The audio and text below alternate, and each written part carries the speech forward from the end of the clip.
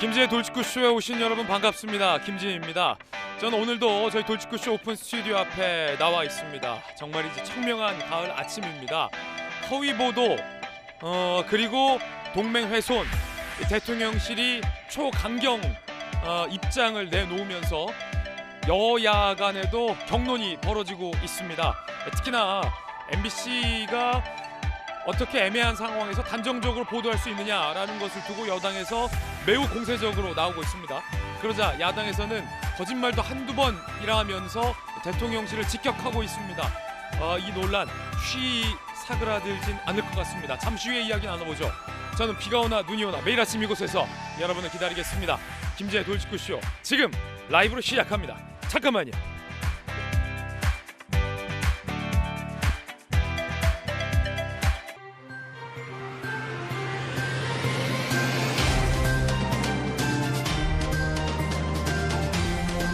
신문 읽어준 남자입니다. 이 대통령의 비속어 논란과 관련해서 대통령실과 야당이 매우 강경하게 논쟁, 격론을 벌이고 있습니다. 어제 대통령실에서 이 XX야라는 부분에 대해서 입장 밝히지 않겠다라고 입장을 냈습니다. 여권 일각에서는 이 XX라는 말 없었다, 이 사람들아라고 했었다라는 주장도 나온 터인데 야당에서는 거짓말도 한두 번이지라고 강하게 비판하고 있습니다. 이 진상을 규명하겠다라는 게 대통령실의 입장인데 일단 윤 대통령이 뭐라고 말했는지부터 대통령실에서 명확하게 밝혀야 되지 않을까라는 생각도 듭니다. 잠시 후에 이야기 나눠보죠. 오늘 조간신문 4가지 키워드 뽑아왔습니다. 첫 번째 키워드부터 살펴보시죠. 이겁니다. 전면전. 말 그대로 전면전. 동아일보 5면에 쓰고 있습니다. 윤석열 대통령 발언 논란 전면전. 여당에선 MBC가 왜곡, 날조, 방송했다라며 고발하겠다. 야당에서는 자기들이 잘못해두고 왜 국민 귀 탓을 하느냐, 청각 탓을 하느냐라면서 이 순방의 총괄적인 책임, 박진 장관의 해임안을 발의하겠다라고 초강경 전면전 양상입니다. 특히 여당에서는 MBC가 민주당한테 미리 알려준 거 아니냐. 그냥 알려준 게 아니라 사실과 다른 내용으로 짠 게 아니냐. 여당에서는 이렇게 보고 있습니다. 정치권과 MBC 유착된 거 아니냐라는 주장이 나왔습니다. 야당에서는 발언은 대통령이 해놓고 왜 남 탓을 하느냐라고 강하게 비판을 하고 있는 상황입니다. 여러분은 어떻게 생각하십니까? 이게 단순히 어떻게 들리느냐의 단순 논란에서 유착이니 허위 날조니 이런 얘기까지 커져버렸습니다. 잠시 후에 격한 논쟁 전해드리겠습니다. 이어서 두 번째 키워드입니다. 두 번째 키워드는 이겁니다. R. 한국경제 3면입니다. R의 공포에서 시가총액 71조가 증발됐습니다. 정말 공포는 공포입니다. 공포가 현실화됐다. 코스피 2000 깨질 수도 있다는 얘기도 나옵니다. 검은 월요일. 미국 중앙은행의 고강도 긴축으로 인한 R의 공포, 경기 침체의 공포입니다. 공포. 증시를 떠받치던 개인도 투매 양상을 보이고 있습니다. 증권가의 비관론이 점점 확산되고 있다고 합니다. 이어서 다음 키워드입니다. 세 번째 키워드 이겁니다. 비극. 한국일보가 일면에 쓰고 있는 기사입니다. 새벽 근무 도급 용역 직원들 못 빠져나왔다. 안타까운 비극입니다. 대전 현대 아울렛 화재가 났습니다. 사진처럼 검은 연기가 덮쳤습니다. 7명이 참변을 당했습니다. 지하 주차장으로 퍼진 유독가스로 피해가 커졌고 안타까운 희생들이 있었습니다. 7명이 사망을 했습니다. 잠시 후에 안타까운 소식도 전해드립니다. 자, 이어서 네 번째 키워드 살펴보겠습니다. 네 번째 키워드 이겁니다. 정조준. 경향신문이 8면에 쓰고 있습니다. 네이버와 분당 차병원도 압수수색에 나섰습니다. 성남FC 의혹과 관련해서 검찰이 더 확대하며 수사하고 있는 양상입니다. 이재명 성남FC 의혹을 검찰이 정조준했다. 경찰에서는 무혐의 결론 낸 5개 기업도 압수수색이 됐다. 뭔가 심상치 않아 보입니다. 잠시 후에 이야기 나눠보죠. 지금까지 신문 읽어주는 남자였습니다.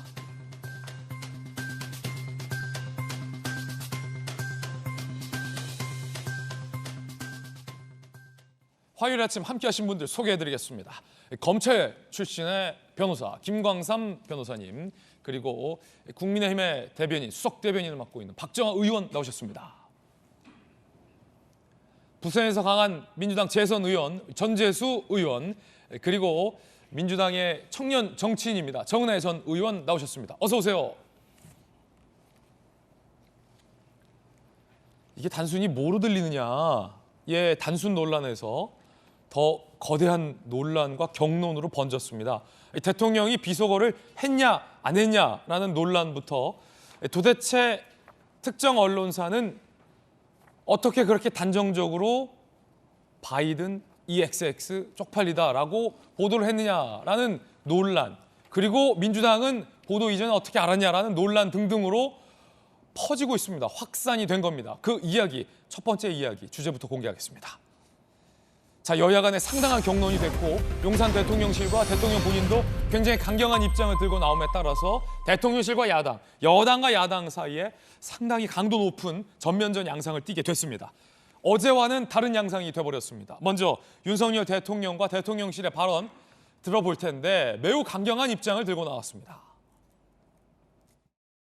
자국 국민의 그 생명과 안전을 지키는 데는 동맹이 필수적입니다. 그런데 사실과 다른 보도로서 이 동맹을 훼손한다는 것은 국민을 굉장히 위험에 빠뜨리는 일이다. 이 부분에 대한 진상이라든가 이런 것들이 더 확실하게 밝혀져야 된다고 저는 생각합니다. 순방 외교와 같은 국익을 극대화하기 위한 총성 없는 전쟁에서 허위 보도는 국민의 생명과 안전에 직결되는 악영향을 미칠 수 있다. 이런 말씀을 강조하신 겁니다. 또 더욱이 동맹을 희생하는 것은 그 피해자는 다름 아닌 국민입니다. 대통령께서 강조하고 싶었던 메시지가 이거였다는 점을 거듭 말씀드립니다. 이재명 대변인 오랜만에 보는군요.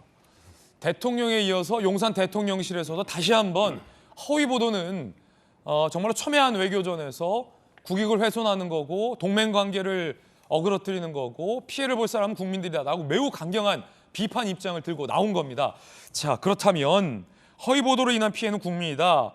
허위 보도다. 진상 확실히 밝혀야 된다라는 게 대통령의 입장인데 박정아 의원님, 네. 어떤 게 허위 보도라는 겁니까? 즉 바이든이라는 걸 얘기하지 않았다라는 게 첫 번째일 거고, 지금 두 번째는 여권 일각에서는 이 XX야라는 비속어도 대통령이 말한 적 없다라고 꽤 중량감 있는 의원들이 주장을 하고 있는데, 지금 대통령실의 입장도 이 XX야라는 말은 없었다는 겁니까? 왜냐하면 어제 EXX가 있었는지 없었는지에 대해서는 입장을 밝히지 않겠다 이랬거든요, 대통령실에서. 좀 더 두고 봐야 될 부분인 것 같아요. 일단은 EXX와 관련해 갖고는 여당 의원들 일부가 이제 녹취를 잡음을 제거해서 봤더니 이 사람들아라는 표현으로 들린다라는 주장이 있거든요. 그거는 뒤에 이제 좀 차치하더라도 지금 국익과 관련해서 가장 큰 문제가 되고 있는 거는 미국 바이든 대통령이라고 칭했느냐 아니냐라는 거거든요. 그러니까 이 부분에 대해서 지금 사안이 사실은 그 대통령 말씀도 있었지만 국익과 관련한 사안으로 너무 커져 있어요.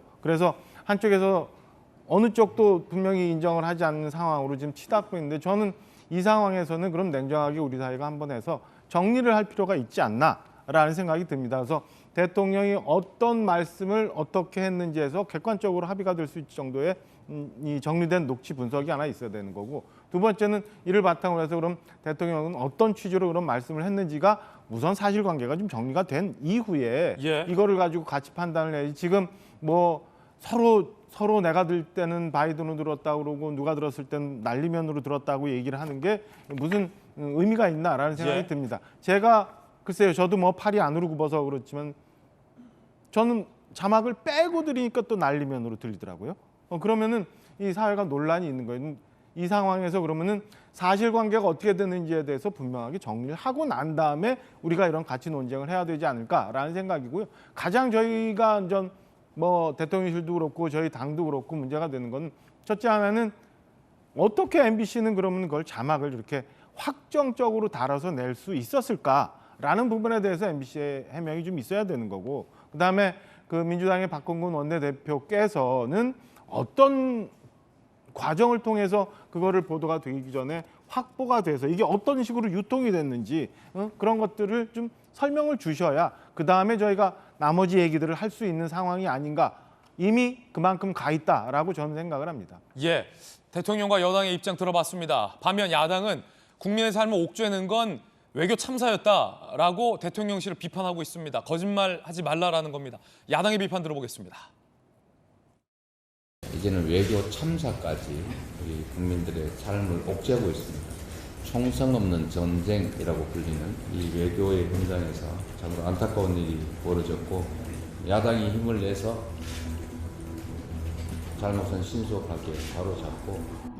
미국의 워터게이트 사건은 도청 장치를 설치한 것보다 그를 덮으려는 거짓말이 더 큰 화근이 되었습니다.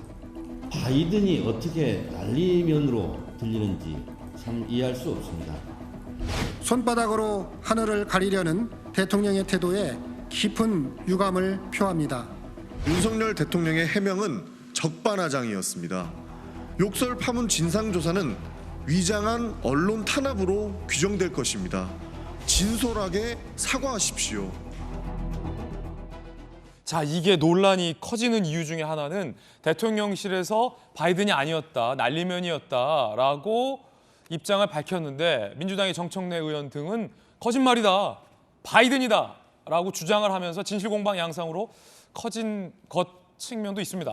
전재수 의원님, 네. 그 민주당은 바이든이 맞다, 대통령이 거짓말하고 있다라는 주장이군요. 네, 저도 이거를 1배속, 요즘 워낙에 기술이 좋아져서 1배속으로도 정상 속도로 들을 수도 있고, 요것을 0.8배속, 0.5배속, 그러니까 예. 굉장히 느리게 해서 들어볼 수가 있습니다. 제가 여러 수백 번 들었거든요. 네. 1배속, 0.8배속, 0.5배속, 날리면 넣고 바이든 넣고, 또 다른 분은 또 다른 주장이 있더라고요. 다 넣어봤는데 저는 바이든으로 들렸습니다. 0.5배속으로 해도. 예. 근데 확실한 것은 날리면은 아닌 것 같아요. 이게 완전히 틀립니다. 저는 이제 바이든으로 들렸는데, 물론 제기가 잘못했을 수가 있습니다. 근데 있잖아요. 제기가 잘못됐다 손 치더라도, 예를 들어서 이 발언이 있지 않습니까? 국회에서 승인을 안 해주면 바이든 대통령이 굉장히 난처할 텐데 어떡하지? 이렇게 말씀을 하셨으면 아무 문제가 안 되잖아요. 근데 거기에 이 땡땡 쪽팔려서 이런 욕이 들어가서 거기에 바이든이면 문제가 되는 겁니다. 그게 바이든이든 아니든 이 땡땡과 쪽팔려서 이런 욕을 안 했으면 대통령이 문제가 안 되는 거잖아요. 보세요. 국회에서 승인 안 해주면 바이든 대통령께서 이 난처해서 어떡하지? 이러면 아무 문제가 안 되는 거 아닙니까? 근데 거기에 이 땡땡 쪽팔려서 이런 욕이 들어가 버리니까 문제가 되는 거예요. 대통령이 욕을 한 게 핵심이죠. 욕을 한 게 문제죠. 왜 대통령께서 국익을 훼손시켰다고 말씀하시는데, 대통령께서 해외 나가시면 국익의 대변자로서 대한민국 국익의 수호자, 국익의 옹호자입니다. 근데 왜 하필 그렇게 욕을 하셔가지고 이 난리를 만드냐고. 저는 그렇게밖에 말씀을 드릴 수 없다라는 그러면 두 번째 말씀을 질문 드립니다. 또 두 분께 드릴 수밖에 없을 것 같은데, 박진 장관이 입장을 밝혔어요. 일단 대통령의 해명은 민주당에서는 안 믿겠다라는 입장 같아요. 말한 사람이 바이든이 아니라 날리면이라고 했다고 해도 민주당에서는 믿지 않는 분위기. 박진 장관이 고 대통령의 발언을 들은 사람이잖아요. 국회를 잘 설득해서 통과시킬 수 있게 하겠다. 한국 국회를 잘 설득하겠다라는 박진 장관의 답변도 밝혔는데, 그것도 믿지 않으십니까, 민주당에선? 대통령실이 이미 국회에서 이 땡땡들이 승인 안 하면 쪽팔려서, 이건 대통령실이 이미 인정을 한 거지 않습니까? 그리고 국회라는 것은 미국의 의회를 이야기하는 것이 아니고 대한민국 국회를 이야기한다라고 이미 김은혜 대변인이 이미 해명을 다 했습니다. 이제는 좀 더 지나니까, 이제는 해명하다 안 되니까, 아니 외교 무대에서 대통령께서 나가서 가지고 국익을 옹호하고 대변해야 될 대통령이 욕을 한마디 함으로 인해 가지고 외교가 전부 다 망가져 버렸는데 해명이 안 되잖아요. 해명이 안 되다 보니까 이제는 그것이 바이든이 아니고 난리면이다. 또 이 땡땡도 안 했다라고 그러고 이전에 해명한 걸 또 뒤집어 엎고 그러다 보니까 특정 언론을 겨냥해가지고 좌표를 찍어가지고 정쟁으로 만들어버리는 겁니다. 지금 보세요. SBS도 자기네들이 확인해가지고 자막을 달아서 내보냈다 그러고 거의 대부분의 언론들이 자기들이 판단을 해가지고 했다라고 했는데 왜 MBC만 공격을 하냐 이거죠. 그러니까 지금 타겟을 정할 자꾸 국면을 전환을 하는 거죠.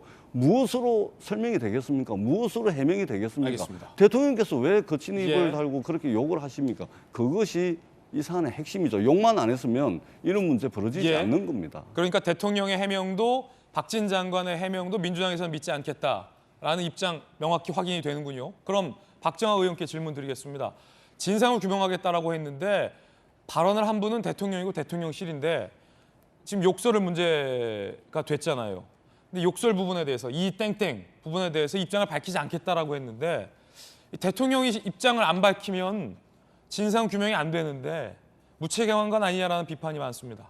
기술적인 문제가 있잖아요. 기술적인 문제가 있기 때문에 저는 이게 영상과 음성이 있기 때문에 저희는 뭐 충분히 확인이 될 수 있다고 봐요. 지금 전재수 의원님도 말씀 주셨지만은 전재수 의원님은 A로 들었고 저는 아무리 들어도 B로 들리고 하는 국내 국민들 보시기에는 다 논란이 지금 있는 상황이잖아요. 그럼 이게 어떻게 들렸느냐에 대한 상황을 우리가 객관적으로 정리를 하는 게 우선이라고 봐요. 아니 그러면 그 자막을 객관적인 놓고 정리는 저희가 보니까 예. 바베큐 효과라는 게 있는데 이 자막을 놓고 괄호치고 미국 바이든에서 이렇게 놓고 음성을 들으면 예. 그렇게 들려요. 그러면 어떻게 그런 거를 확정적으로 확신하면서 보도를 했는지에 대한 경위가 우선 나오고 그 다음에 전문가들이 딴 전문적인 판단을 놓고 그럼 국민들이 이 건이 어떻게 됐다, 어떤 내용들이다라고 하고 난 다음에 그럼 대통령은 어떤 취지로 말씀하셨는지 대통령이 이 문제에 대해서 대통령실은 어떤 입장을 취해야 되는지에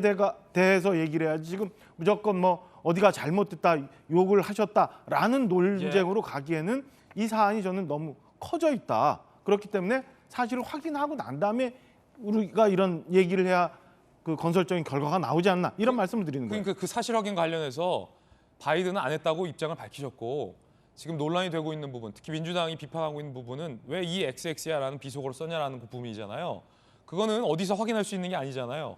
대통령실에서 입장을 명확히 내야 되는 거 아닙니까? 이 XX라고 대통령이 하셨다는 겁니까? 안 하셨다는 겁니까? 대통령실이 이 건에 대해서는 어제 나중에 드릴 기회가 있을 거다라고 얘기를 했잖아요. 그러니까 지금 여당 의원들 일부에서는 지금 이게 그마저도 이 XX가 아니다라는 논란이 지금 있어요. 그러니까 이 논란에 대해서 국민들이 객관적으로 합리적으로 판단할 수 있는 상황까지 가고 나면 그러면 저는 대통령실에서 뭔가 이 얘기에 대해서 입장이 있을 거라고 봅니다. 그러니까 그 논란에 대해서는 한 트랙으로 진행을 하고 이 사안이 이렇게까지 불거지기까지는 과연 그럼 우리 사회는 어떤 과정을 거쳐서 이런 것들이 바깥으로 나왔는지 그럼 그 안에 네. 어떤 잘못들이 있는지 혹은 이게 뭐 객관적으로 다 합리적으로 나왔는지 이런 것들을 따져보고 난 다음에 얘기가 돼야 되지 않을까 저는 이렇게 생각을 합니다. 지금 들으셨듯이 여야 간에 매우 팽팽합니다. 제가 일부러 여야 두 분 모두에게 공격적으로 좀 질문을 드리고 있습니다. 궁금하신 여러분들의 궁금증을 좀 풀어드리기 위해서 여야는 팽팽하고 대통령실의 입장도 강경한 그런 상황입니다. 또 하나의 궁금증은 이겁니다. 첫 번째 궁금증은 이 대통령실에서는 바이든이 아니다라고 얘기하고 있고 민주당에서는 그걸 못 믿겠다고 하고 있습니다. 민주당에서는 욕설이 있지 않았느냐 이 XX야라고 주장하고 있고 대통령실에서는 그건 입장 밝히지 않겠다라고 하고 있습니다. 또 다른 궁금증은 이겁니다. 이렇게 논란인 가운데 MBC가 최초 보도를 했는데 MBC는 뭘 근거로 확정적으로 이 XX가 안 해주면 바이든이 쪽팔려서 어떡하지? 라고 확정 보도를 했는가라는 것을 대통령실과 여권에서는 집중적으로 문제 제기하고 있습니다. 함께 보시죠. 자, 이제 뭐 두 번째 궁금증인데 MBC보다 빨랐던 박홍근 영상 입수 어떻게? 그다음에 또 다른 건 관련돼서 이겁니다. 확정적으로 단정지어서 보도했던 MBC의 근거가 무엇이었느냐? 두 번째는 이 보도보다 민주당 지도부가 어떻게 빨리 알았느냐라는 궁금증인데 동아일보와 조선일보 등등 많은 언론에서 보도하고 있는데요. 22일 오전 7시 37분 이후 윤 대통령의 발언이 취재진에게 알려졌고 9시에 한 온라인 커뮤니티 예, 바이든 모욕 발언이 영상에 잡혔다라는 글이 올라옵니다. 근데 이건 엠바고 사항인데 엠바고를 누군가 깬 건지 아니면 누군가가 온라인 커뮤니티에 올린 건지 뭐 알 수는 없습니다만 이런 글이 올라옵니다. 저 글에서도 바이든으로 단정적으로 됐다라는 게 논란입니다. 9시 20분쯤은 아예 영상이 온라인으로 확산되는데 이건 영상 취재 기자단에서도 문제를 제기한 바 있습니다. 이건 엠바고 파기라는 거죠. 누군가가 취재진들만 갖고 있는 엠바고 사항이었던 영상을 녹화를 해서 유출을 시켰다라는 의미일 수도 있기 때문이죠. 그리고 9시 33분 박흥 원내대표는 비속어로 미 의회를 폄훼했다라고 MBC 보도 30분 전 회의에서 단정적으로 언급을 하게 됩니다. 자, 이게 MBC가 알려줬다라는 여권의 논란도 있고 민주당에서는 다 돌고 있는데 무슨 특정 언론사가 알려줬냐라는 반박도 있습니다. 자, 그리고 30분 뒤 MBC는 바이든으로 단정적으로 보도를 하게 됩니다.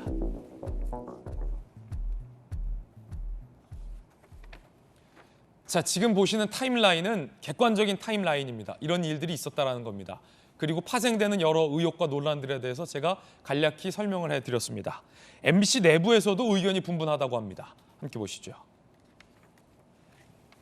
MBC는 의혹을 부인합니다. 바이든 자막을 단 윤 대통령의 발언 영상 올리기 전부터 SNS에 동영상이 급속히 유포됐다. 즉 MBC와 정치권이 유착된 건 아니냐라는 논란과 관련해서 MBC는 부인을 합니다. MBC의 제3노조는 의혹을 제기합니다. 어느 기자가 민주당이 보낸 동영상을 거꾸로 민주당 관계자가 시중에 유포시켰을 가능성이 크다라고 MBC 안에서도 이야기가 다르게 나오고 있습니다. 자, 관련해서 여권의 의혹 제기 들어보겠습니다. 국민의힘 입장입니다.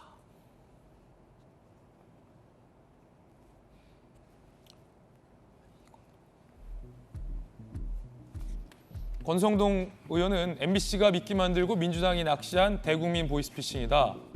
김행 비대위원은 특정 기자가 민주당의 밀정 노릇한 것이 의심된다. 국민의힘의 서울시의회는 허위방송 MBC 사장 편집자에 해당 기자를 명예훼손 및 업무방해 혐의로 고발했다. 오늘 항의 방문할 예정이라고 합니다. 들어보시죠.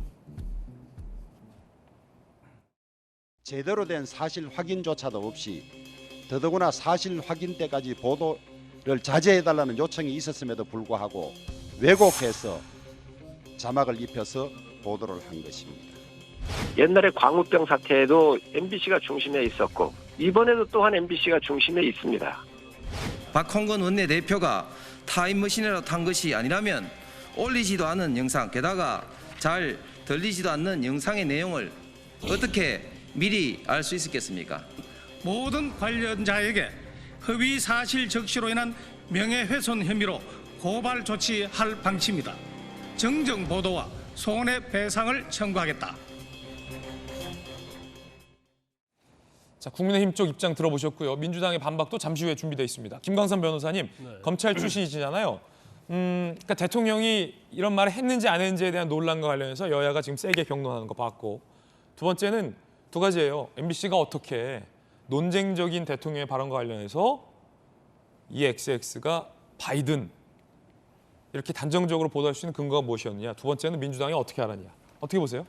근데 좀 제3자의 입장에서 보면 좀 약간 헷갈린 측면이 있어요. 그러니까 일단 엠버 걸린 동영상이었고, 그다음에 이제 민주당의 박홍근 원내대표가 이제 좀 빨리 한 거잖아요. 그 MBC 보도와 거의 한 30분 전후에서. 그러면 민주당의 입장은 그런 것 같아요. 이미 영상이 막 돌아다니는 걸 가지고 얘기를 한 건데 이걸 어떻게 MBC에서 짜고 이걸 우리가 한 거라고 이렇게 얘기하느냐. 한편으로 또 일리가 있어요. 근데 국민의힘 입장에서는 이미 MBC 기자가 민주당에 주니까 민주당이 우호적인 인터넷 커뮤니티를 그런 데 다 뿌렸다는 거죠. 뿌려가지고 이걸 문제화시킨 다음에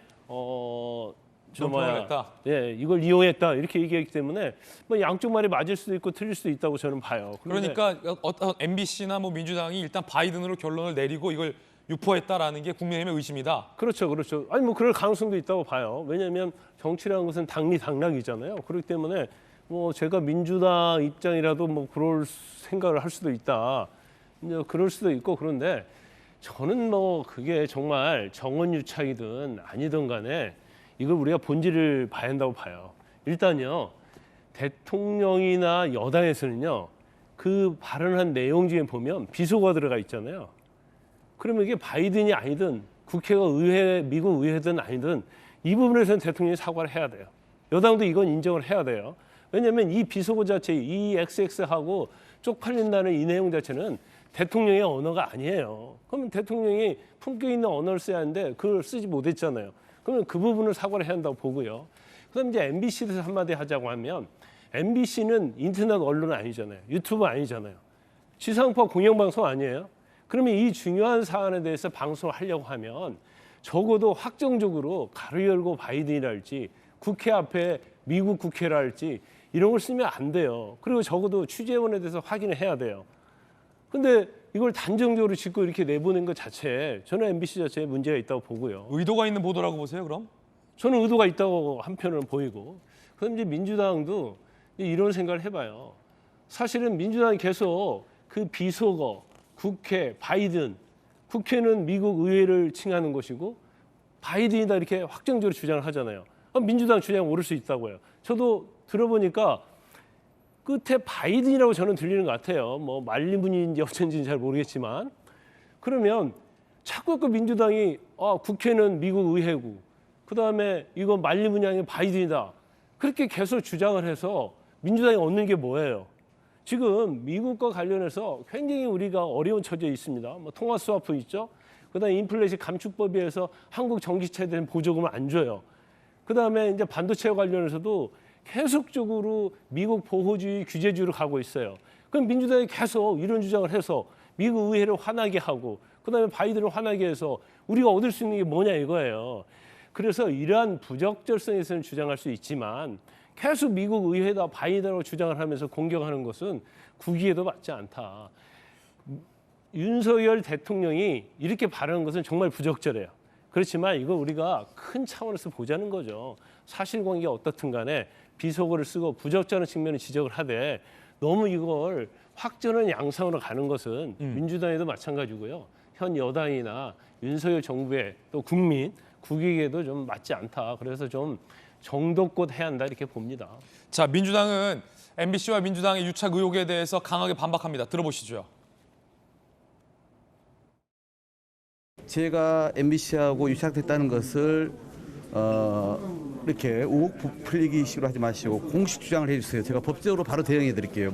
온라인상에 굉장히 많은 동영상이 돌고 있었던 것은 사실상 대부분의 기자님들도 알고 계셨고 민주당도 그 돌고 있는 영상을 확인한 것이고 정원 유착이다라고 하는 것은 과도한 뇌피셜이다. 과도한 뇌피셜이다라고 강하게 반박하고 있습니다. 논란은 이겁니다. MBC는 뭘 근거로 단정적으로 확인 없이 그렇게 보도를 했느냐. 그리고 민주당은 어떻게 미리 알았느냐. 정은혜 의원님. 네, 제가 좀 확인을 해보고 저도 좀 조사를 해봤는데요. 일단은 저는 사실 이 보도가 처음 나왔을 때 제 스스로 느꼈던 게 가짜 뉴스인 줄 알았습니다.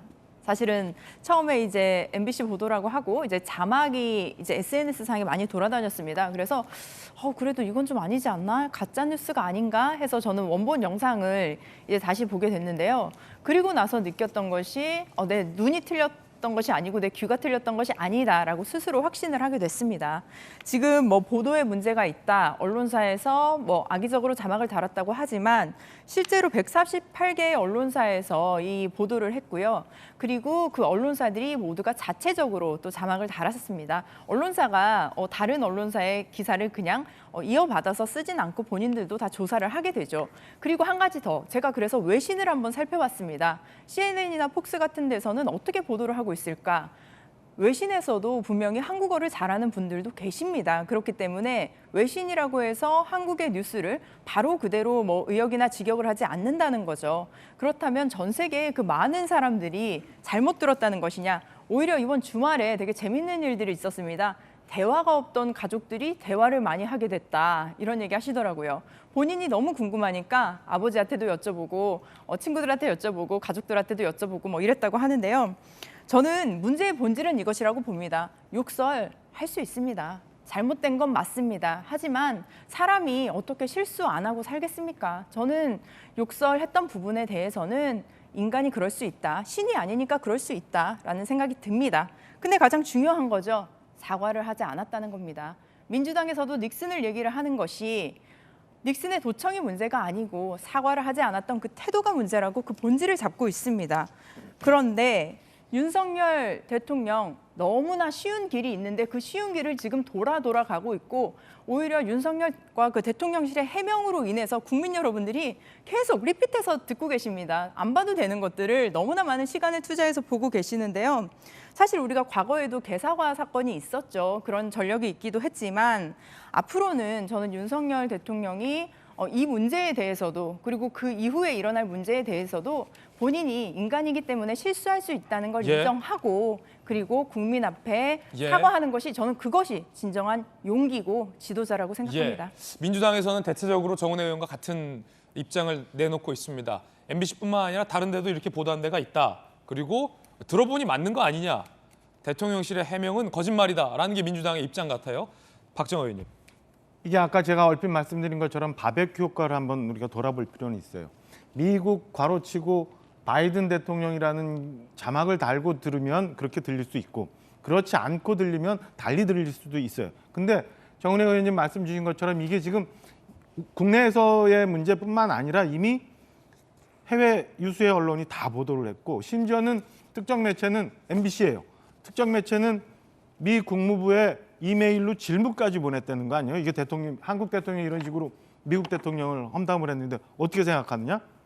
이게 이미 커졌어요. 그러니까 대통령이 말씀하신 것처럼 국익 차원의 문제로까지 갔어요. 저는 여기서 두 가지를 좀 말씀드리고 싶어요. 첫째 하나는 어제 보니까 영상기자단이 성명서를 냈더라고요. 현장에서 우리는 왜곡이나 조작이 없었다. 저는 현장 경험을 많이 해본 입장에서 보면 충분히 이해합니다. 그러니까 영상기자단이 저 영상을 찍고 돌아와서 소위 말하는 뉴욕의 현지 프레스센터에서 송출을 하는 과정엔 틈이 없었을 거예요. 저는 거기서 뭔가 있었다고 생각지 않아요. 영상기자단을 믿어요. 그 성명서. 근데 문제는 그때부터 이게 보도가 되는 10시 언저리쯤까지 과연 우리 국내에서는 어떤 일이 있었느냐에 관한 게 필요하다고 봅니다. 국내라고 하시면 우리 들어와서 뭐 특히 MBC가 이 자막을 확정적으로 자신 있게 달아서 뭐가 어떻게 됐다. MBC 뭐 본사 내부. 그렇죠. 내부죠. 한번 볼까요? 그 사이에 좀 전에 저희가 화면으로 봤습니다마는 어젯밤 밤새 온라인에 여러 글들이 올라가요. 그러니까 그 사이에 무슨 특정 언론의 어떤 기자가 현직 기자가 필명을 가지고 이 확인되지 않은 내용을 갖고 막 캡션 사진이나 동영상을 돌렸다는 얘기까지도 막 돌아요. 그럼 그 사이에 이 확인되지 않고 모두가 합의할 수 없는 녹취가 어떻게 미국 바이든이라는 표현으로 나와서 이렇게 자신 있게 보도가 됐고 이게 얼마만큼 우리 사회에 퍼져갔는지에 대한 규명이 있어야 그 다음에 대통령이 제대로 하신 건지 아니면 혹시 부족한 부분이 있었는지에 대한 판단을 할 수 있는 거잖아요. 지금 확인되지도 않은 내용으로 미국 CNN, 폭스뉴스, 국무성까지 다 이 사실을 알게 되게 이만큼 키워놓은 상황에서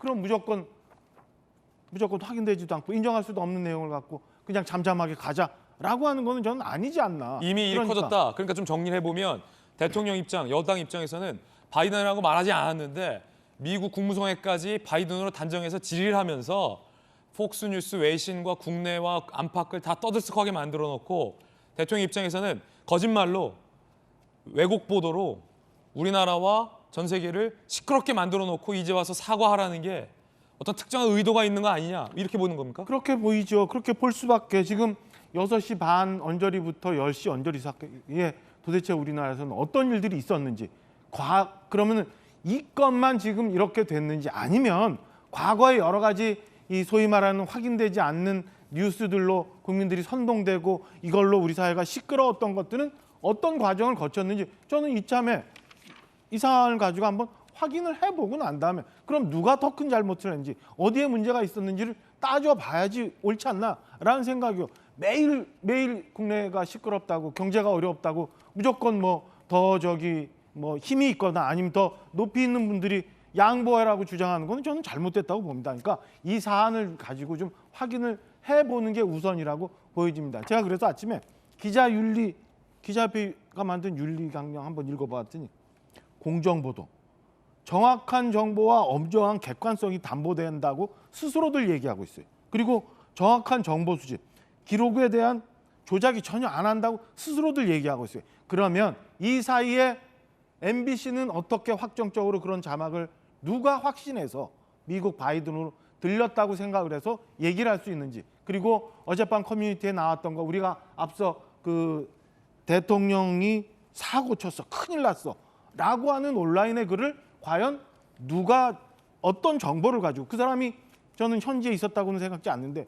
그 온라인의 글을 막 이렇게 퍼칠 수 있었는지, 이런 거는 저는 우리 사회가 규명해야 되지 않을까라는 생각입니다. 예. 그래서 여당에서는 제2의 광우병이나 뭐 사드 괴담 등등에 대한 이야기가 언급되는 거군요. 자, 그렇다면은 방금 말씀하신 부분에 대해서, 논란에 대해서 전재수 의원님은 어떻게 보세요? 그러니까 우리 이제 시청자, 지금 이 TV를 보고 계시는 우리 시청자분들, 우리 국민들이 이해를 돕기 위해서 간단하게 좀 설명을 좀 드리자면, 그 대통령을 취재하는 데 있어서는 다른 것을 취재하는 것과 달리 대통령을 취재할 때는 대통령실에 아주 특별한 취재 규정이 있습니다. 그 취재 규정이 뭐냐면 기본적으로 대통령의 경우 또 안전상의 문제 때문에 기본적으로 대통령실의 취재 규정은 공동 취재가 원칙입니다.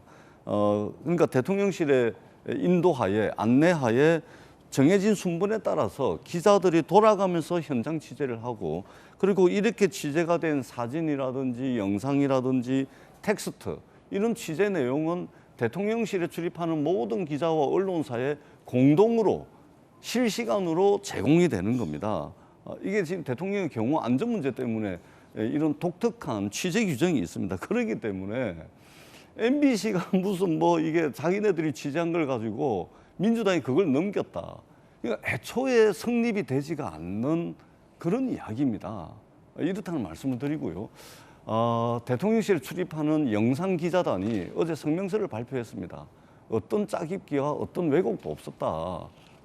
이 말씀을 합니다. 왜 그렇겠습니까? 애초에 이 문제가 나왔을 때 무려 그렇게 중요한 국익이라면 무려 15시간 뒤에 대통령실에서 바이든이 아니고 날리면이라는 해명을 할 게 아니죠. 만약에 대통령께서 바이든이라 했는지, 그다음에 욕을 했는지 안 했는지는 대통령 본인이 너무 잘 알 거 아닙니까? 그러면은 지금 대통령실에 있잖아요. 실시간으로 온라인의 이 커뮤니티라든지 SNS에 어떤 글들이 돌아가는지 대통령실 참모들이 실시간으로 점검하고 모니터링을 다 하고 있는데, 이미 1시간 7시 이후에 이미 돌고 있는데 대통령실 파악을 해가지고 그러면 대통령께 물어봐야죠. 이게 바이든이라 그래야 난리가 났는데 어떻게 된 건지. 근데 무려 15시간이 지나가지고 기껏 나온 해명이 바이든이 아니고 날리면이라고 해명을 해버리면 누가 믿겠습니까? 그렇게 중요한 국익을 15시간을 도대체 뭘 하고 있다가 고작 해명한다는 게 바이든이 아니었다.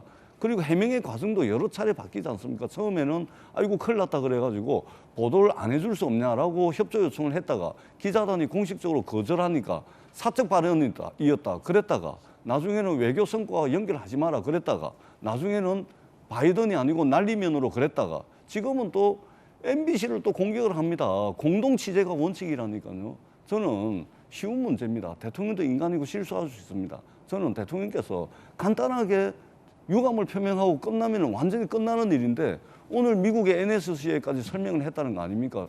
계속해서 이야기를 더 키우고 있고, 핵심은 제가 말씀을 드리지 않습니까?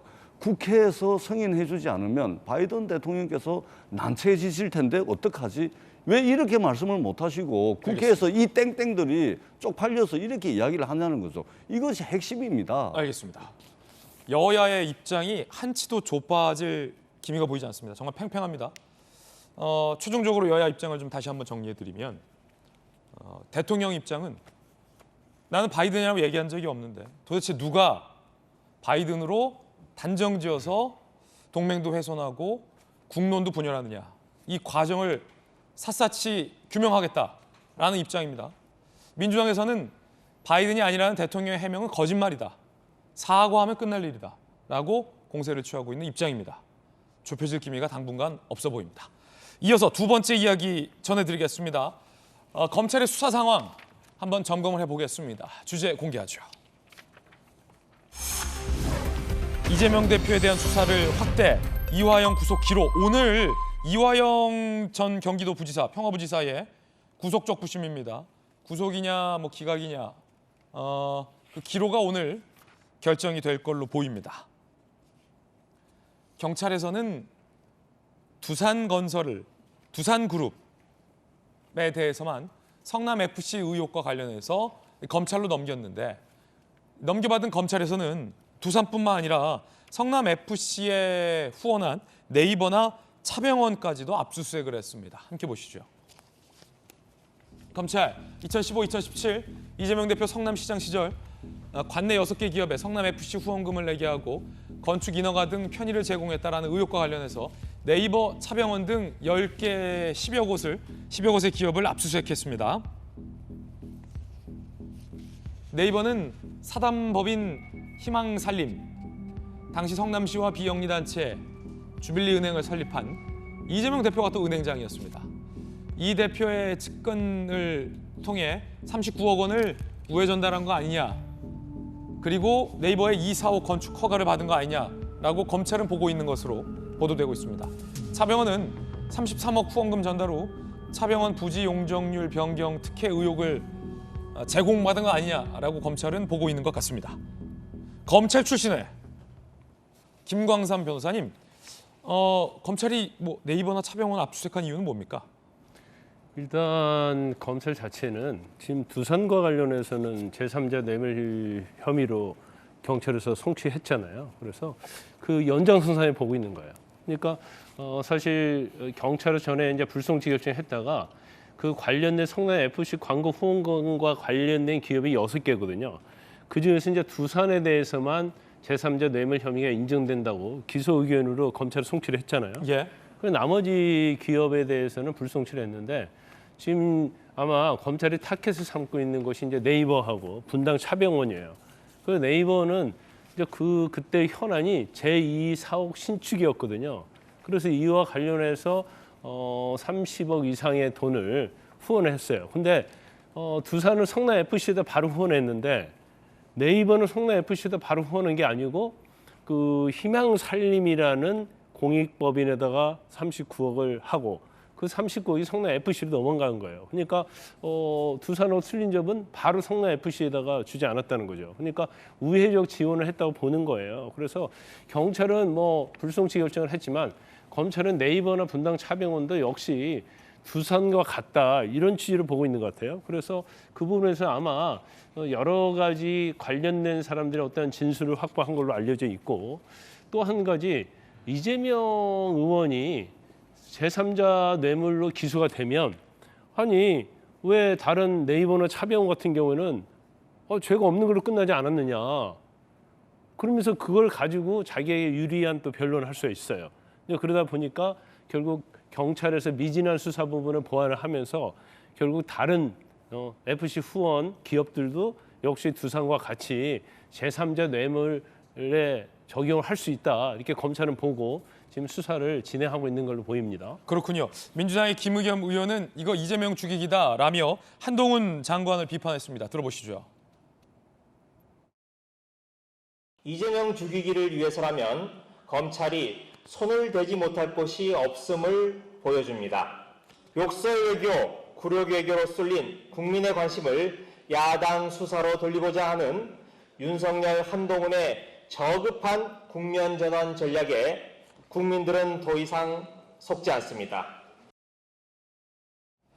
김의겸 의원의 주장은 이재명 죽이기 수사고 윤석열 한동훈 대통령과 법무장관의 저급한 국면 전환 전략이다라고 주장했습니다. 정은혜 의원님, 김의겸 의원의 주장이 민주당 일각의 기류입니까? 네, 그렇게 생각하시는 분들이 좀 많이 계신 것 같습니다. 그리고 가장 중요한 것은 제가 이전에도 말씀을 드렸듯이 윤석열 대통령이 아마도 지금 지지율이 뭐 50%, 60%가 나왔다고 한다면 이렇게 무리하게 과도한 수사를 할 수 있을까? 그리고 이렇게 이재명 당대표라는 특정인에게만 그리고 당사자가 아닌 그 주변에 이렇게 막대한 수사를 할 수 있을까라는 의문이 듭니다.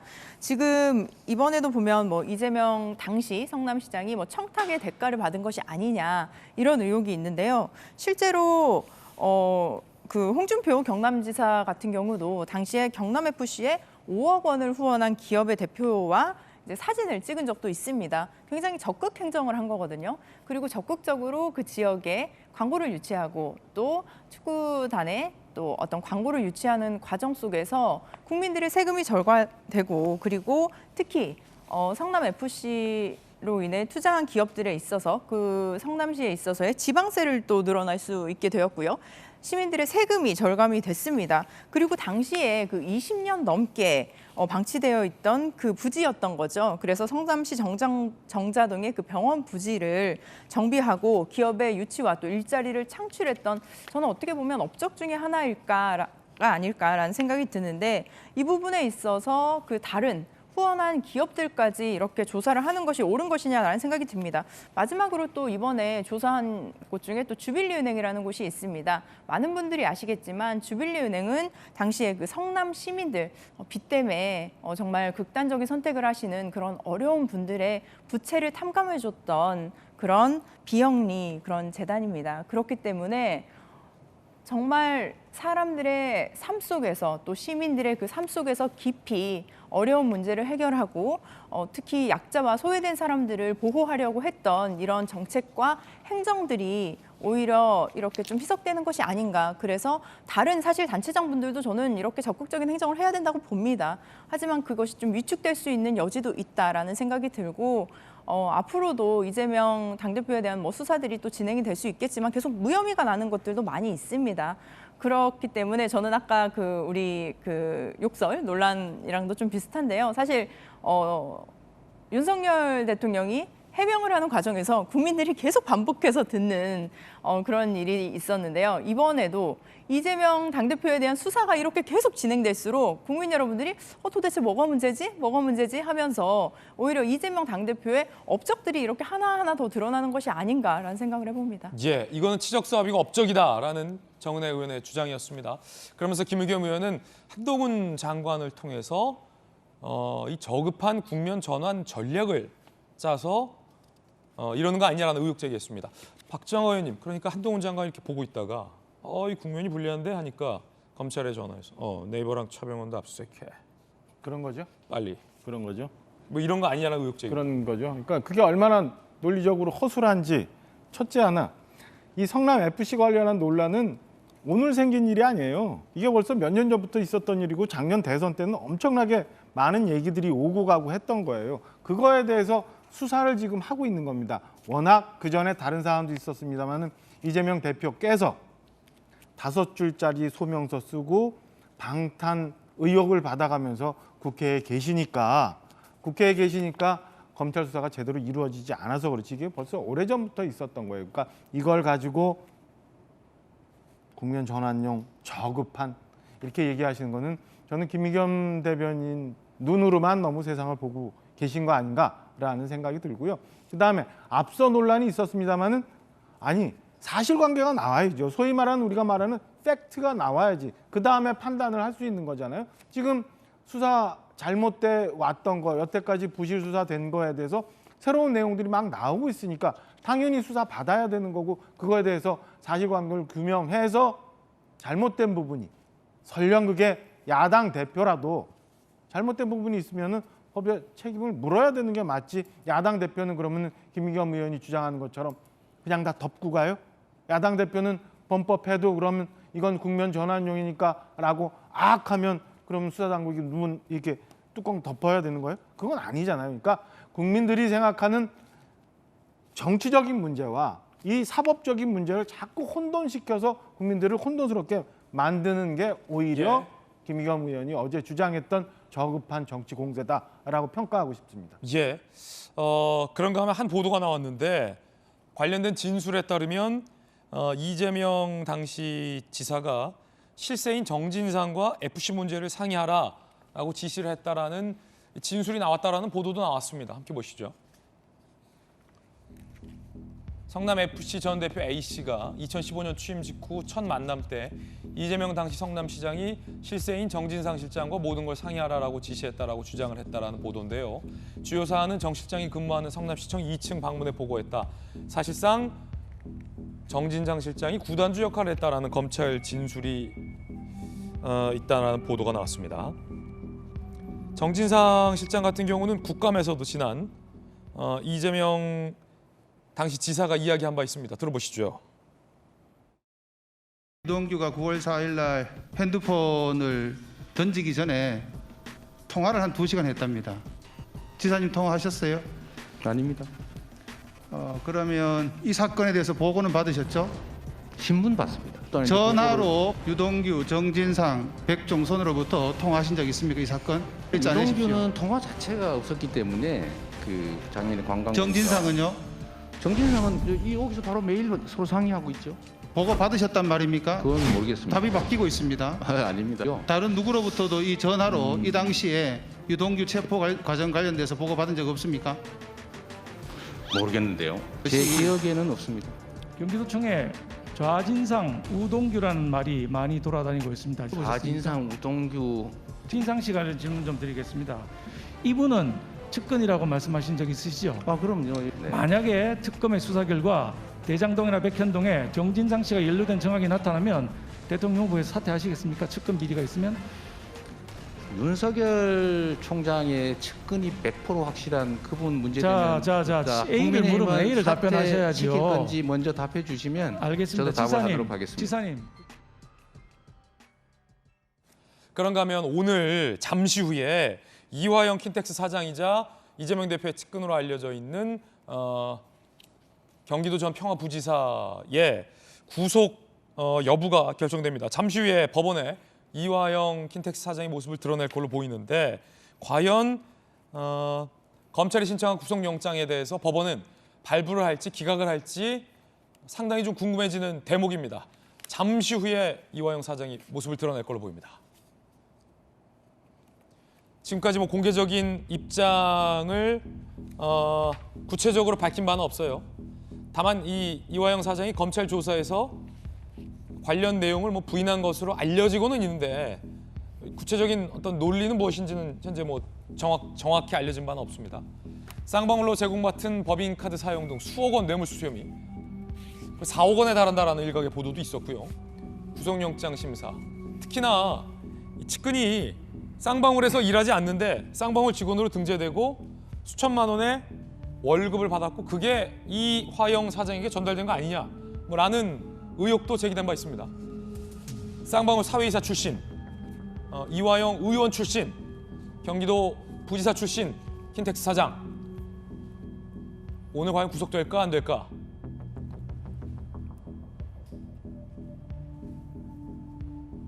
자, 이건 잠시 후에 이야기 나눠보죠. 구속될까 안 될까, 전재수 의원님.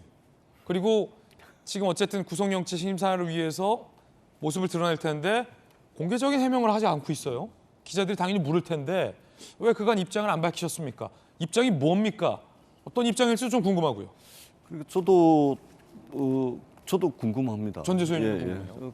근데 이제 뭐 이제 영장 실질 심사가 열리게 되면 뭐 결과가 많은 시간이 지나지 않아서 결과가 나오니까 그렇죠. 한번 지켜볼 필요가 있다라는 말씀을 드리고 그 이화영 대표의 측근이라고 하는 사람도 이제 영장 실질 심사를 통해 가지고 구속영장이 기각이 됐지 않습니까? 네. 한번 지켜보도록 합시다. 그동안 언론을 통해서 많은 것들이 보도가 됐는데 그 사실관계가 조만간에 뭐 드러날 것으로 그렇게 생각을 합니다. 그렇죠. 한번 좀 지켜봐야 한다. 일단은 신중한 입장. 자, 검찰 출신이시잖아요. 네. 많이 잡아 넣으셨잖아요. 구속영장도 많이 받아내셨고 제가 알기론. 자, 이화영 사장에 대해서 법원이 과연 어떤 판단을 할까요?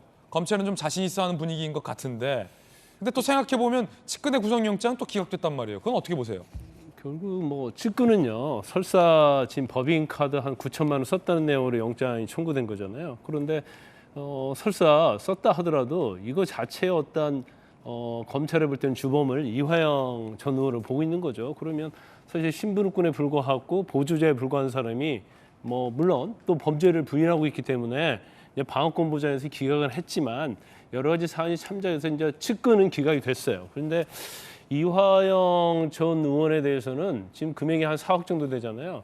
그래서 이 부분은 이제 검찰에서 얼마나 소명을 했느냐에 따라서 영장 발부 여부가 결정이 될 건데 일단 법인카드 쓴 게 분명하다고 한다면 뭐 영장 발부 가능성이 좀 크다고 봅니다. 그렇습니까? 그런데 지금 이화영 전 의원이 쭉 보니까 원래는 그 이해찬 전 대표의 측근으로 분류됐던 사람이에요. 근데 어느 날 갑자기부터는 이재명 대표 이제 측근으로 분류되기 시작한 거예요. 그래서 사실 그 쌍방울에서 고문을 한 2년 정도 해요. 그러다가 사회이사로 갑니다. 그 사회이사로 갔다가 갑자기 경기도 평화부지사로 가요. 그러니까 이재명 대표가 당선이 된 다음에 그 다음에 킨텍스 대표로 갑니다. 이 과정을 보면 이재명 당시 지사가 굉장히 측근이라고 할 수 있을 뿐 아니라 문제는 뭐냐면 지금 지난주에 김진애 앵커께서 수사는 생물이라는 그런 얘기를 했잖아요. 이거 마찬가지인 것 같아요. 지금 이 과정에서 본인이 그냥 평화부지사와 킨텍스를 한 게 아니고 쌍방울로부터 법인카드 받아가지고 이걸 유용을 어떻게 한 거잖아요. 그런데 이제 좀 이따 얘기했지만 쌍방울의 계열사와 관련된 주식도 가지고 있는 등 그리고 그 주식이 폭등하는데 남북 경영주로 분류가 돼요. 그러면서 폭등을 하는데 이 당시에 남북과 관련된 일을 경기도 평화부지사로 있으면서 한 거예요. 그러니까 주가에도 영향을 미치고 본인이 법인카드 쓰고 그러면 전체적으로 보면 쌍방울과 어떤 연계성 이런 것들이 그냥 단순하게 이루어진 게 아니고 뭔가 서로 경제이익을 공유하고 어떤 도움을 받기 위한 그런 부분을 이루어졌다고 보기 때문에 검찰의 영장이 소명이 명확하다 한다면 죄질적인 측면에서 아주 안 좋다고 볼 수 있는 거죠. 그래서 그런 부분을 영장 전담 재판부가 어떻게 판단하느냐에 따라서 구속 여부가 결정이 될 겁니다. 측근 같은 경우는 법인카드를 썼다라는 게 아니라 이제 쌍방울로부터 급여 명목으로 9천만 원 받았다는 거죠. 받아서 이화영 의원에게 전달한 거 아니냐라는 의혹이 됐고 이 의혹대로라면 이화영 사장에 대해서 구속영장이 발부될 가능성도 있다라는 의견입니다. 과연 이화영 사장에 대해서 법원이 어떤 구속영장 발부 여부 선택을 할지 궁금하고요. 이런 의혹이 오늘 또 새롭게 보도됐습니다. 함께 보시죠. 계열사 지분까지 차명으로 보유한 거 아니냐라는 의혹입니다. 의혹. 쌍방울 A 계열사 이화영 경기부지사 시절 북한 광물 사업 추진 당시 대북 테마주로 분류돼서 주가가 급등했다라고 합니다. 지분 보유 명단에 이화영 사장의 측근이 포함되어 있는데 검찰은 지분의 실소유주로 사실상 차명으로 이화영 사장이 이 테마주죠. 북한 대북 테마주를 보유하고 있는 거 아니냐라고 검찰이 판단하고 있다라는 보도, 의혹 보도도 나왔습니다. 박정환 의원님 어떻게 보십니까 이 대목? 이제 검찰 수사가 가운데로 핵심으로 가고 있는 것 같은 느낌이 들어요. 그러니까 이화영 부지사 관련해 갖고는 지금 현재만 드러난 것만 해도 뭐 4억의 뇌물이라면 그게 뇌물이라는 것만 입증이 되면 저는 구속은 당연하리라고 그리고 당연히 있어야 된다고 생각을 하는데 그게 누군지 어딘지는 모르겠습니다만은 쌍방울과 이화영 부지사 이 등등을 둘러싼 이 검찰의 수사망이 저는 핵심으로 가고 있는데 지금 이화영 부지사가 그 쌍방울로부터 뭐 금품을 받고 카드도 받고 승용차도 받고 심지어는 차명으로 주식까지 보유하고 있었고 이 쌍방울은 또다시 뭐 변호사비 대납과 관련해서 온갖 이런저런 의혹이 있고 아직 수사는 진행이 안 됐습니다만 이런 논란이 있으면 저는 결국에 이 어떤 세력의 쌍방울 그룹이 무슨 사금고 노릇한 것 아닌가라는 생각이 좀 들어요. 그래서 지난주에도 말씀드린 것처럼 어디선가 비호 세력이 있지 않는 한 저렇게 태국인지 어디에 있는 그 사람을 빨리 소환하지 않을 이유가 그리고 지금까지 수사가 얼마나 허술하게 진행이 되었으면 이렇게 많은 일들이 일어나고 있었고 지금 현재 밝혀지고 있는데 그동안의 수사가 얼마나 허술하게 이루어져 왔으면 아무런 수사의 진전이 없이 여기까지 왔나라는 안타까움도 있고 제가 볼 때는 하여튼 그 지금 저변을 이렇게 파고 들어가는 검찰 수사가 어디로 가고 있는지 그게 과연 최종적으로는 어디에서 나타날런지 한번 지켜볼 대목이라고 생각합니다. 예, 잠시 후에 이 관련된 뉴스 속보 나오면 발빠르게 전해드리겠습니다. 이번엔 저희가 준비한 세 번째 이야기인데요. 검수안박 법안과 관련해서 한동훈 장관이 오늘 헌재가 마련한 공개 변론에 직접 나섭니다. 한 장관은 굉장히 벼르고 있습니다. 헌재에 가서 이 법이 얼마나 위헌적인지를 직접 밝히겠다라고 여러 차례 한 장관은 밝힌 바 있습니다. 자, 오늘 검수완박 공개 변론 그 이야기 지금 시작합니다. 법무부 장관이 직접 공개 변론에 출석하는 것은 처음입니다. 제가 알기로. 검수완박 공개 변론 주목받는 한동훈의 입. 법무부 장관이 민주당이 주도해서 통과시킨 검수완박 법안에 대해서 이건 위헌이다라고 헌재 공개 변론에 오늘 직접 출석합니다. 오후 2시군요. 검수완박 법안 위헌 여부 가리는 권한쟁의 심판 첫 공개 변론. 방청 경쟁률이 수십 대 1이라고 합니다. 콘서트 티켓 경쟁률 같아요. 수십 대 1. 청구인은 한동훈 법무장관. 직접 출석해서 위헌성을 설명하겠다. 피청구인은 국회의장, 입법 주도 민주당 의원들 출석하지 않고 대리인단이 출석할 예정입니다.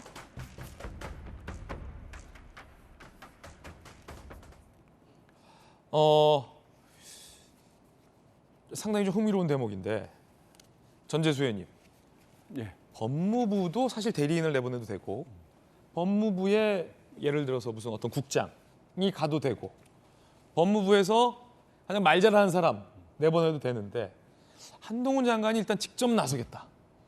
어떻게 보십니까? 원래 원칙은 기관장이 나가는 게 맞습니다. 예. 그러니까 법무부가 이제 청구를 했으니까 청구인인 법무부 장관이 나가는 것이 맞고, 그다음에 청구를 당한 즉 피청구인인 국회의 경우에는 법사위원장이 나가야 됩니다. 법사위원장? 국회 법사위원장이 나가야 되거든요.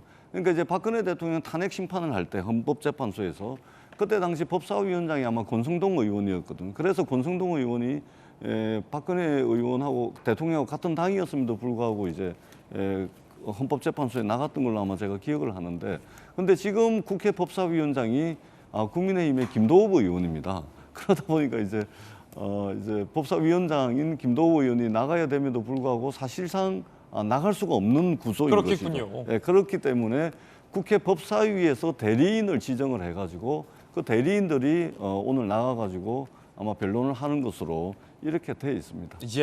한 장관이 그럼에도 불구하고 법무부 장관이 직접 출석하는 건 처음인데, 이거는 뭐 일각에서는 한 장관은 본인 스스로 자신 있다라고 밝히고 있거든요. 한동훈 장관의 자신감에 대해서는 민주당에서 어떻게 보십니까?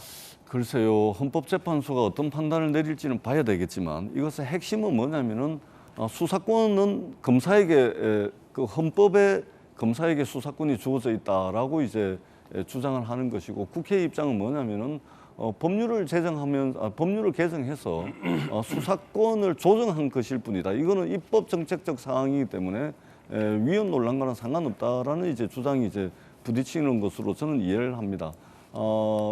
그리고 절차상 이제 하자도 있다라고 법무부가 주장을 하는데, 사실은 이제 지난 20년 동안 충분한 수기 과정을 거쳤던 것이고, 저 법을 이제 형사소송법하고 검찰청법을 통과시킬 때 일부 좀 소란이 있긴 했습니다만, 지난 20년 동안 사실은 논의되어 왔던 그런 내용이라는 측면에서 제가 볼 때는 헌법재판소가 국회의 어떤 입법권에 대한 이제 그 입법권을 존중해주는 그런 결론이 나오지 않을까 개인적으로 생각을 합니다.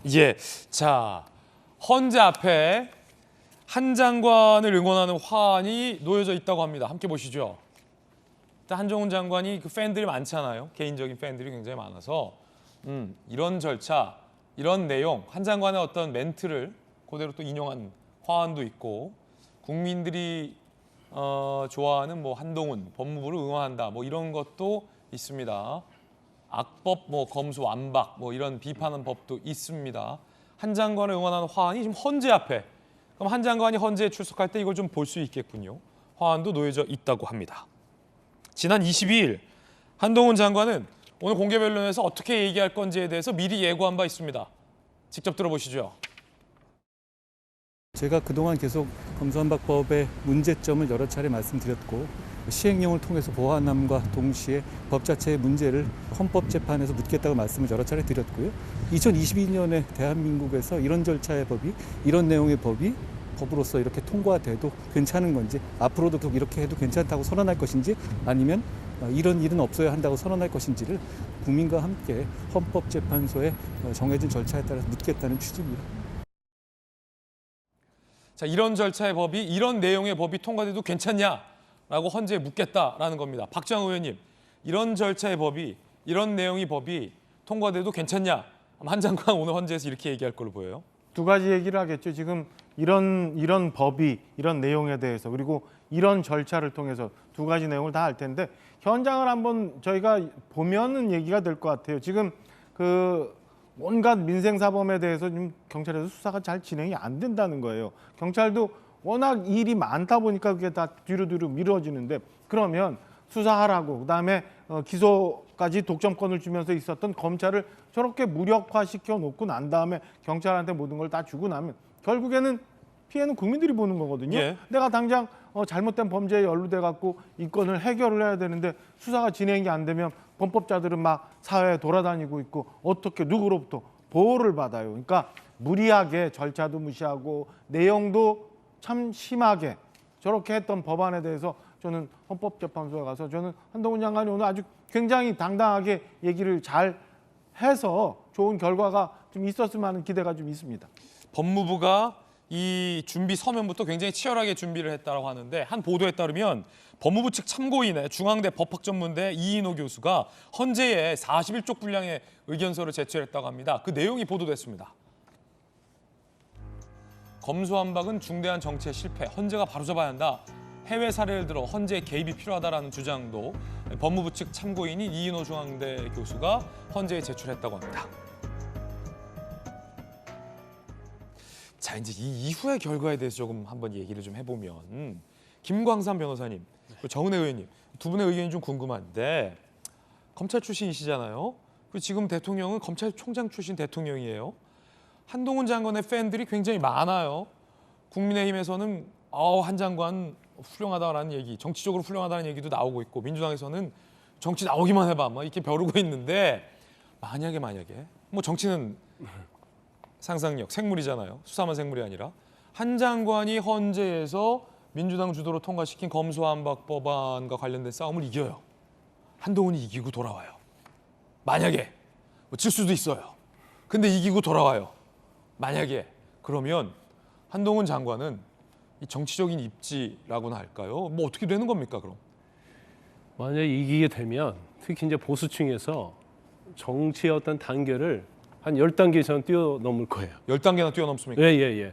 그래서 거의 대선 주자급의, 물론 뭐 여론조사 보면 대선 주자급에서 지지도가 많이 나오죠. 근데 엄청난 지지를 받게 될 거예요. 특히 이제 보수층하고 검수완박법에 반대하는 층에서.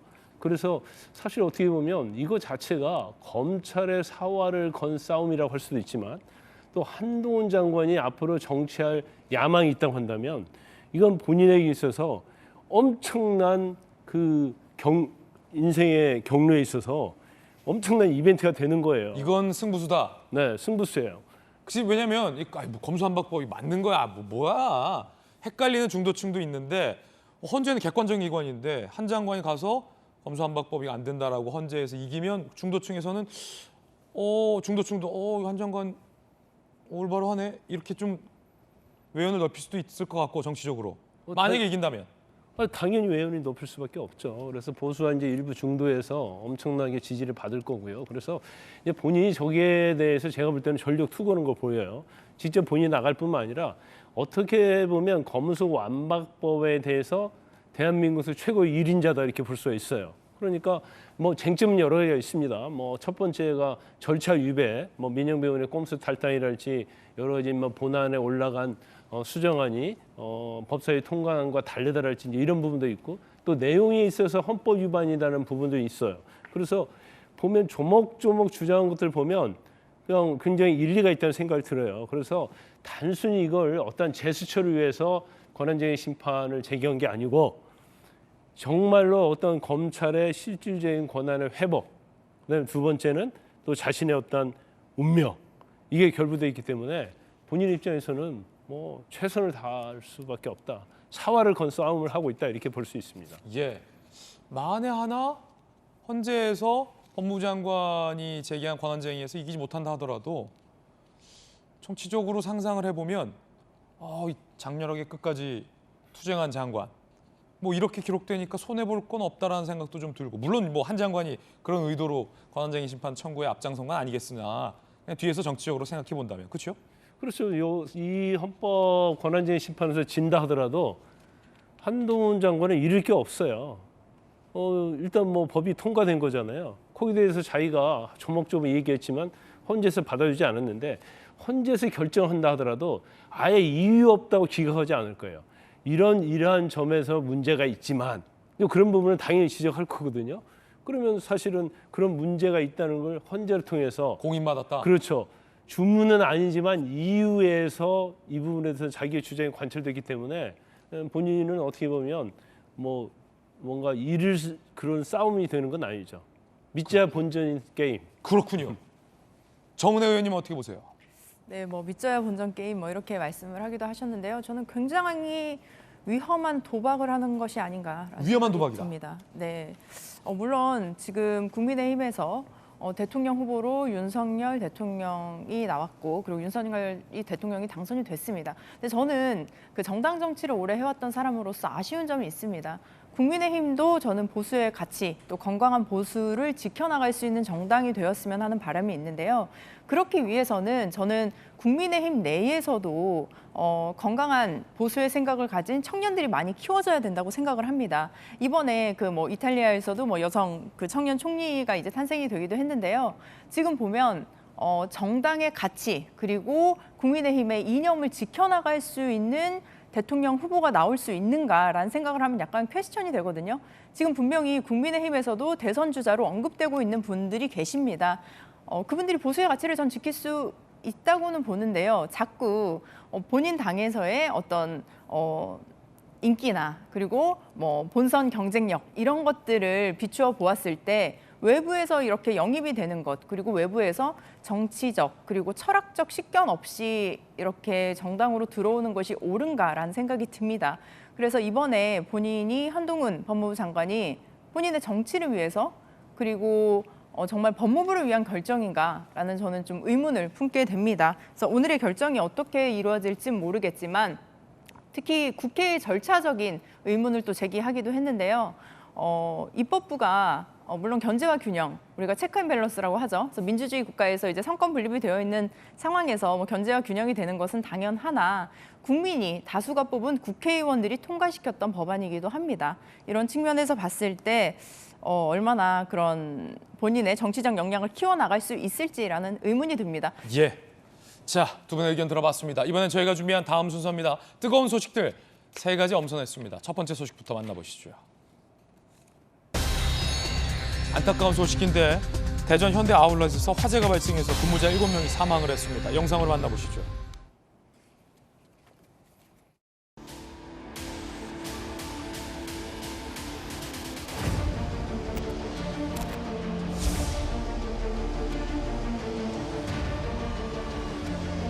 순식간이었어요. 아니 20-30초도 안 걸린 것 같아요. 검은 연기가 차더니 가라앉아갖고 나도 땅만 보고서 올라온 상황이라서.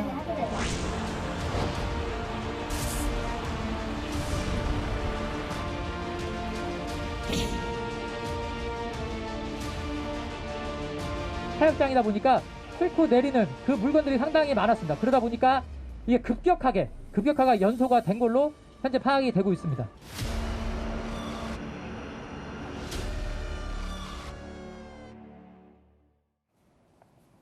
대전 현대 프리미엄 아울렛에서 오전 7시 45분 하역장에서 화재가 발생했고 사망자가 7명이나 나왔습니다. 하청 용역업체 직원들이라 이 너무나 안타까운 마음이 큽니다.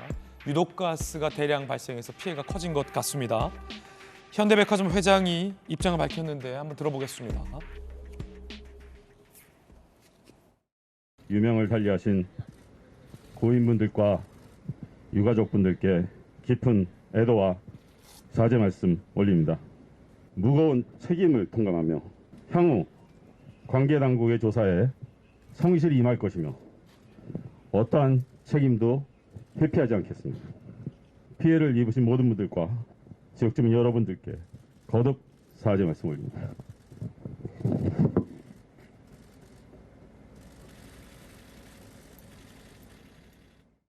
자, 김광삼 변호사님, 이 사건이 더욱더 비극적인 게 환경미화원이나 하청, 용역자, 노동용역자들이 대부분 희생자들이었습니다. 오전 7시 45분에 발생한 화재였고 그 시각에 이름 모를 곳에서 묵묵히 일하던 근로자들이 7명이나 이 참변을 피하지 못해서 너무나도 안타깝습니다. 이 아울렛 매장 개장을 하기 전에 아마 매장 개장에 준비를 할 거 아니에요. 그래서 이제 청소랄지 또 용역하시는 분들 그리고 이제 택배하시는 분들이 아마 지하 1층 물류장에서 있었던 모양이에요. 그런데 물류장이 이제 하역 장소에서 불이 난 걸로 추정이 되는데 사실 아울렛 매장의 특징이 주로 의류잖아요. 그 의류를 또 종이 박스로 포장이 돼 있단 말이에요. 그러다 보니까 탈 때 굉장히 유독가스가 많이 나오고요. 그렇군요. 그다음에 연기가 굉장히 많이 나요. 그리고 지하 1층 자체가 엄청 높다고 합니다. 거의 가로세로 따지면 한 200m, 200m 정도. 그 정도 되게 큰 매장이었음에도 불구하고 그래서 미처 빠져나오지 못한 거군요. 그렇죠. 이제 유독가스 때문에 아마 대부분 질식을 하신 걸로 보여요. 그리고 유독가스가 한 1분만 마셔도 거의 기절할 정도라고 그럽니다. 그러다 보니까 개장 전에 준비를 하던 정말 힘들게 일하시는 분들이 이렇게 이제 참변을 당한 거죠. 그래서 사실 이런 연기를 제거할 수 있는 제연 시설 또는 이제 스프링클러 과연 이런 것이 제대로 작동이 되었으면 이런 참사를 막을 수 있지 않았냐 그런 이야기를 하고 있고요. 그다음에 이게 사실 진지 한 2년밖에 되지 않았거든요. 지어진 지가. 그래서 아마 법상 갖출 수 있는 건 다 갖췄을 거라고 보는데 왜 이렇게 빨리 연소가 되고 하면서 순간적으로 이렇게 많은 희생자가 나왔는지 이제 그 부분은 어차피 오늘 10시부터 유관기관들이 합동 감시를 하거든요. 그래서 이제 그 감시의 결과를 좀 봐야 할 것 같습니다. 예, 자 안타까운 일입니다. 이번엔 두 번째 소식 살펴보겠습니다.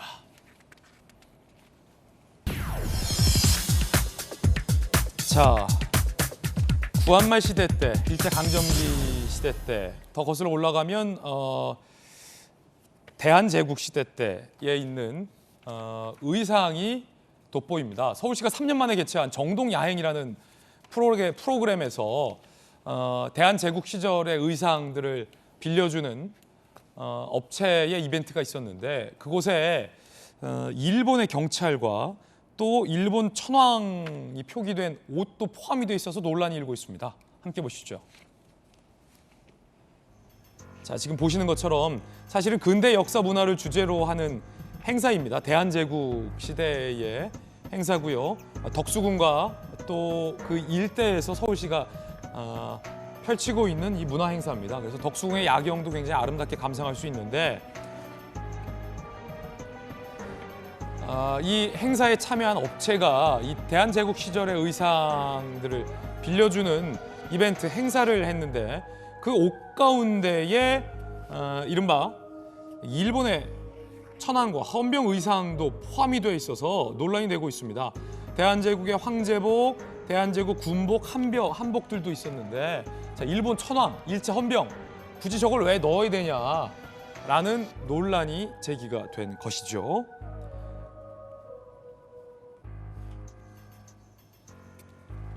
민주당의 오영환 원내대변인, 오세훈 시장 역사관의 깊은 의문, 행사 결정 과정 소상히 밝히고 사죄하라. 서경덕 교수, 정동 덕수궁 중명전은 일본이 외교권을 빼앗은 을사늑약이 체결됐던 곳인데 거기에 일본 황제나 일본 헌병옷이 웬 말이냐라고 비판을 했습니다. 서울시는요, 운영업체가 시의 승인을 받지 않고 임의로 문제의 의상을 대여했다. 법적 책임 묻겠다. 재발 없게 하겠다라고 입장을 밝힌 상황입니다. 정은혜 의원님. 네, 요즘 그 젊은이들 사이에서는 개화기 때 의상을 입고 셀카를 찍어서 올린다든지 이제 친구들이랑 경복궁이나 덕수궁 같은 데를 이렇게 돌아다니면서 사진 찍는 것이 사실 유행이기도 합니다. 한복 투어도 많이 하기도 하고요. 그런 측면에서 어떤 코스튬이라고 하죠. 이런 특정 시대의 특정 의상들을 입는 것이 저는 긍정적인 측면도 있다고 봅니다. 근데 문제는 바로 어제 그 가격표에서도 보고 저도 깜짝 놀랐는데요. 일왕도 아니고 일본 천왕 행사이다 이렇게 표시를 해놓고, 그리고 이 행사 장소가 어떤 다른 지역, 뭐 대학 내에서 있었던 일도 아니고 정동야행이라는 그 서울시에서 하는 행사였습니다. 그래서 정동이 있는 덕수궁, 그 중명전에서 이제 1905년에 일본이 대한제국의 외교권을 빼앗은 일사늑약이 체결됐다. 이거를 이제 어떤 교수님이 이제 SNS에 올리기도 하셨는데요. 정말 우리가 과거에 두 번 다시는 일어나지 말아야 할 역사들이 있습니다. 근데 그 역사들을 기억하고 대비하는 것은 좋으나 그 역사를 회상하고 추억할 필요까지는 없습니다. 이 부분은 저는 서울시도 분명히 잘못된 걸 인정했다고 보여집니다. 이건 여야가 할 것 없이 모두가 동의를 할 수 있는 입장이라고 생각을 하고요. 이 업체 측에 저는 충분히 책임을 물어야 하고, 그리고 사전에 철저하게 점검하지 못했던 저는 서울시에도 저는 책임이 있다고 봅니다. 예. 자, 뜨거운 소식 함께하고 있습니다. 이번에 세 번째 소식 공개하겠습니다. 이탈리아의 신임 총리인데 상당히 좀 독특한 이력으로 화제가 되고 있습니다. 함께 보시죠. 무솔리니 이후 100년 만에 극우 이탈리아 총리다라는 언론 보도가 많습니다. 이탈리아 조기 총선 출구조사 극우 정당 주축인 우파연합 45% 득표 예상.